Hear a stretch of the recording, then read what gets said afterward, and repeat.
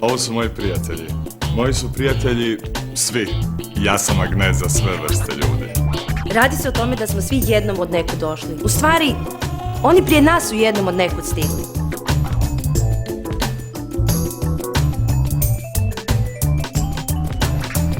Znaš ti kaj je to Britney?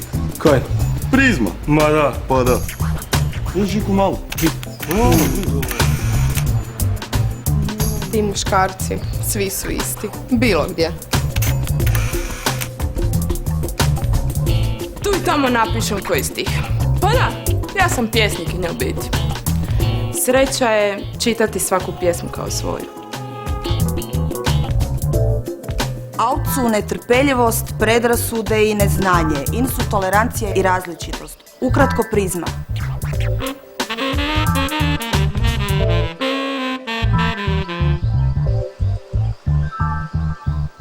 Poštovani gledatelji, dobar vam dan i dobrodošli u još jedan multinacionalni magazin.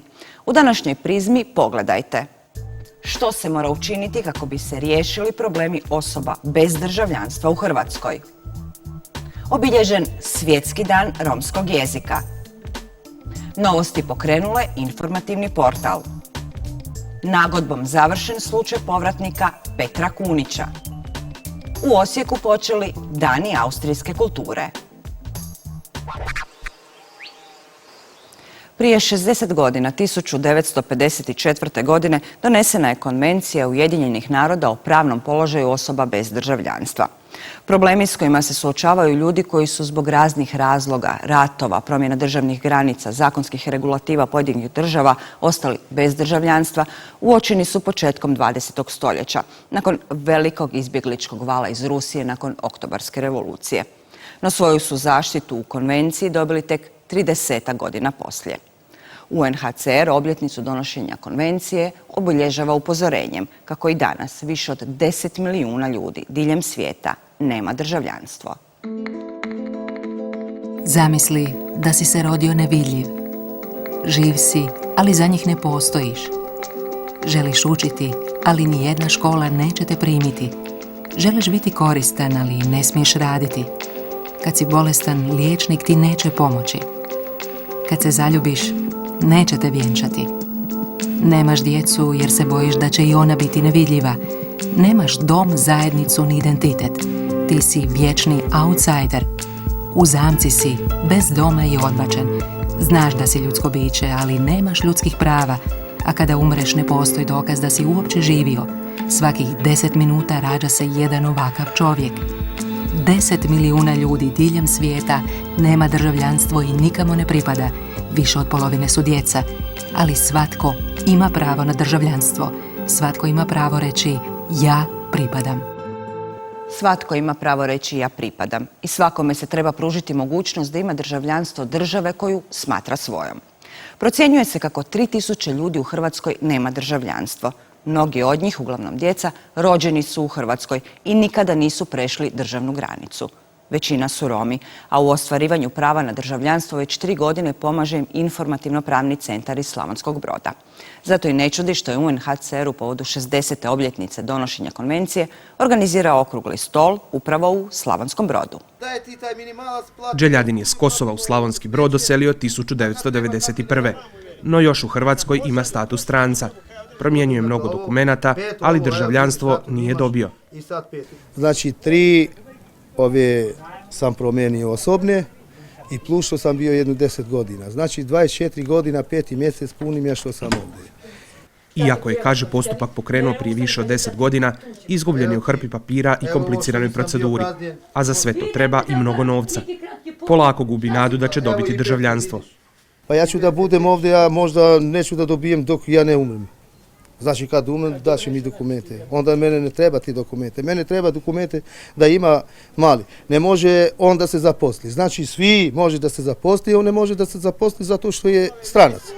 Jer problemi koji su uglavnom proizašli iz neriješenog statusa prenijeli su se i na mlađe generacije mnogobrojne Đeljadinove obitelji. Žive u teškim uvjetima i snalaze se kako znaju. Od čeg vi sad živite? Od smeća. Evo pogledajte slobodno. Ne, pogledajte slobodno, evo čime se mi bavimo. Evo ovako recimo tim sekundarnim otpadom, flašama, kruva Isto kad nađemo kod kante, ja ću vam biti iskren, što mi je na srci, to mi je na jeziku i na duši, što kaže. Ima ljudi koji bacaju, koji imaju viška, mi odemo, pokupimo, donesemo kući, naranimo svoju djecu. Šta ćemo? Vodu, struju, slivne kanale, sve plaćamo. O problemima ljudi koji nikamo ne pripadaju razgovaralo se i na okruglom stolu u Slavonskom Brodu.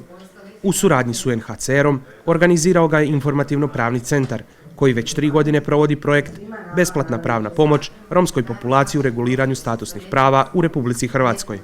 U sklopu projekta pružamo prvenstveno pravnu pomoć, kako u sklopu našeg ureda, tako i putem mobilnih timova. Od samog starta imamo 2 mobilna tima koji pokrivaju područja 5 hrvatskih županija i na licu mjesta identificiraju pojedinačne slučajeve i pružaju pravnu pomoć. Veći dio Roma nemaju državljanstvo i status, a nisu još ni došli u situaciju da to riješe. U tom dijelu financijski pomažemo nevladinu organizaciju IPC i onda oni pomažu Romima da to riješe. Najbolje bi bilo, kao krajnji cilj je da dobiju državljanstvo. One države, to je Hrvatske, u kojoj su dugo, s kojom imaju čvrstu, konkretnu vezu. Određeni pomaci su učinjeni, ali UNHCR poziva na temeljito rješavanje problema, a za to je naravno potreban novac. Da se u državnom proračunu osiguraju financijska sredstva da bi Romi mogli riješiti svoj status. To sve košta. I njihov boravak privremeni, uz to se vežu zdravstveno osiguranje i sve drugo. Dok to država ne riješi na sveobuhvatan način, i dalje će se vrtiti u krugu i moći ćemo riješiti samo mali broj problema. Jer iz neriješenog statusa proizlaze i svi ostali problemi romske populacije. Obrazovanje, zdravstveno osiguranje, stambeno pitanje, nezaposlenost. Na rubu egzistencije bez dokumenata, život im protječe u neizvjesnosti i strahu. Da ih ne protjeruju iz Republike Hrvatske, naravno da ih policija je tražila možda da dođu na neki razgovor ili da im uzimaju identifikaciju i tako dalje. Oni su se uvijek sakrivali ili su bili negdje stvarno od straha udaljeni. Pravni tim Informativno-pravnog centra ima jako dobru suradnju sa policijskim upravama na području svih županija na kojima provodimo projekt. Ako nekako pravo pripada pripadniku bilo koje narodnosti ili bilo koje nacionalne manjine ili skupine građana, znači ono se mora primijeniti i na sve druge građane. Dobra suradnja svih strana od velike je pomoći, ali aktivnije uključivanje romske zajednice u rješavanje problema dodatno bi smanjilo napetosti. Mi, predstavnici, najbolje znamo o Romima i mi možemo to najbolje i riješiti problem. Ako nas se uključi u to, niko nas ne poziva, pa kako ćemo mi to rješavati? Oko 10 milijuna ljudi u svijetu nema državljanstvo. UNHCR je pokrenuo 10-godišnju kampanju za iskorjenjivanje ovog problema.